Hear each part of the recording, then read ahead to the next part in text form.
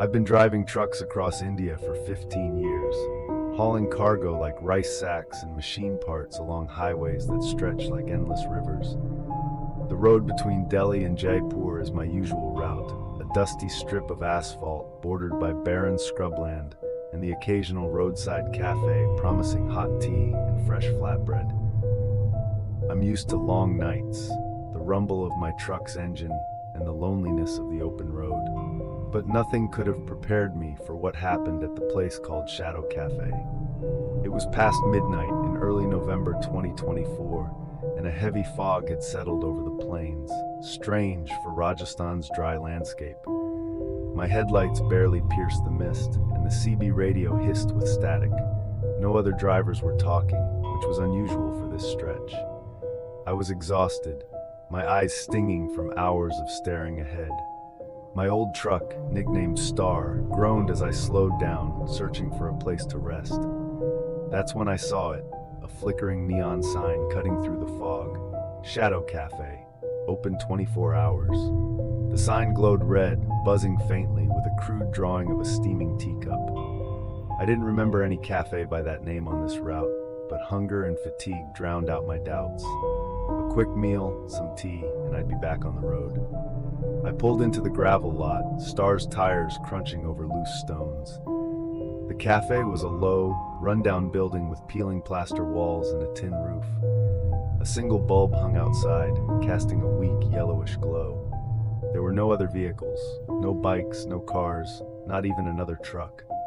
Odd, but not impossible at this hour. I grabbed my jacket, locked the cab, and stepped out. The air was colder than it should have been, carrying a faint sour smell, like spoiled milk. Somewhere far off, a dog howled, its cry long and sorrowful. Inside, the cafe was dimly lit, with a few plastic tables and chairs scattered across a cracked concrete floor. A counter lined the back, behind which stood a man, tall, thin, his face half hidden by a scarf shadow. His eyes were sunken, almost hollow, and he didn't smile as I approached. "What's available?" I asked, my voice echoing in the stillness. He pointed to a chalkboard menu. Lentil stew, flatbread, potato stuffed bread, tea. Basic stuff. "One potato bread and tea," I ordered, settling onto a chair. He nodded and slipped into what I assumed was the kitchen, though I heard no clatter of pots or sizzling oil. The place felt wrong. The walls were bare except for a faded calendar from 2010, its edges curling like withered leaves. A small clay lamp flickered on the counter, its flame oddly steady despite the draft from the open door. I looked around, expecting to see other late-night travelers, but the cafe was empty. My phone had no signal, and the screen seemed dimmer than usual, as if the battery was draining too fast. I brushed it off. Old phones glitch sometimes. The man returned with a steel plate and a steaming potato-stuffed bread, golden and crisp, alongside a chipped cup of tea. The food smelled amazing, and my stomach growled. "What's your name?" I asked, trying to break the silence. He paused, his hands hovering over the counter. "Ramu," he said finally, his voice low and raspy, like wind over dry grass. I nodded, taking a bite of the bread. It was perfect. Flaky, spiced just right, but the taste lingered strangely, like ashes in my mouth. The tea was too sweet, almost sickly, and left a metallic aftertaste. I ate quickly, eager to leave. Ramu watched me the entire time, motionless, his eyes locked on me like a hunter's.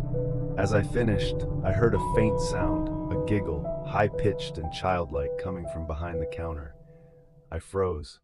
"Anyone there?" I called, thinking maybe Ramu had a kid back there. No response.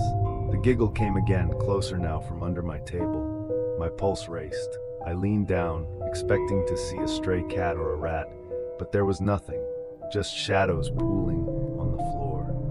When I sat up, Ramu was gone. The kitchen door swung slightly as if he just stepped through, but I hadn't heard footsteps. I tossed some cash on the table and stood, my chair scraping loudly. The clay lamp's flame danced wildly now, casting jagged shadows across the walls. I hurried outside, the cold air hitting me hard. The fog was thicker, nearly hiding Star's outline just 10 meters away. I climbed into the cab, locked the doors, and turned the key. The engine sputtered but wouldn't start. "Come on, Star," I muttered, trying again. Nothing. The battery was dead, which made no sense. I'd checked it in Delhi. Then I saw it. A figure stood at the edge of the lot, just beyond the headlight's reach. It was small, maybe a child, dressed in a white tunic that glowed faintly in the fog.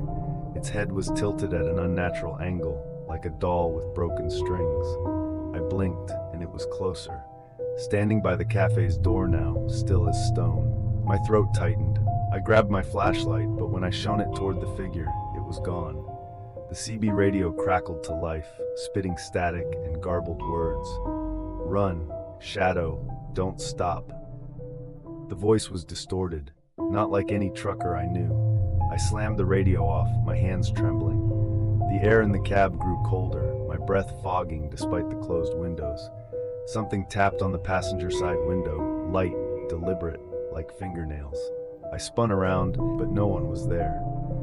The tapping came again, faster, from the roof now, as if something was crawling above me. I grabbed my tire iron from under the seat and stepped into the fog. "Who's there?" I shouted, my voice swallowed by the mist. Silence. Then from the cafe, a low hum began, like a chant in a language I couldn't understand. The neon sign flickered, spelling shadow in sharp pulses. I ran to the hood, popped it open, and checked the battery cables. Everything was fine, but the truck wouldn't start. The humming grew louder, and now I heard footsteps, soft and uneven, circling me in the fog. I turned, tire iron raised, and saw them, shapes in the mist. Not one but many. Some were tall, others small, their outlines blurred but human-like. Their eyes glowed faintly like dying coals, and they closed in, silent except for the rustle of cloth. One stepped into the light, a woman in a tattered dress, half her face missing, the exposed bone gleaming. She smiled, her lips stretching too wide, and whispered my name, Rakesh. I stumbled back, my heart pounding. I knew, somehow, that this place wasn't just haunted. It was cursed, a trap for tired travelers. The cafe, Ramu, the food, it was all a lure, something unnatural. I scrambled into the cab, slammed the door, and tried the ignition again. This time, Star roared to life, the engine's growl cutting through the hum. I didn't look back as I sped out of the lot, gravel flying behind me. The fog seemed to follow me, clinging to the truck as I raced down the highway. In the rearview mirror, I saw the neon sign flicker one last time before vanishing. The CB radio stayed silent, and my phone was dead, its screen black. I drove until dawn, not stopping until I reached a busy roadside cafe near Jaipur, filled with truckers and families. Only then did I feel safe enough to pull over. I asked the other drivers about Shadow Cafe. Most shook their heads, saying no such place existed on this road. But an old driver, his beard streaked with gray, leaned in close. "You're lucky, brother," he whispered.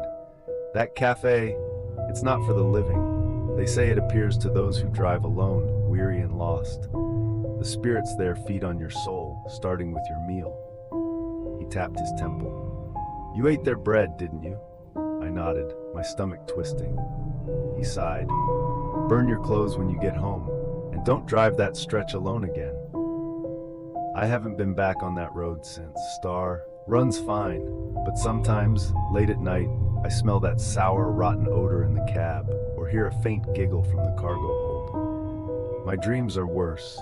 Ramu's hollow eyes, the woman's broken face, and that child in the white tunic, always watching. I don't know what Shadow Cafe was, but one thing's certain. I'll never stop at an unfamiliar roadside cafe again, no matter how hungry I am.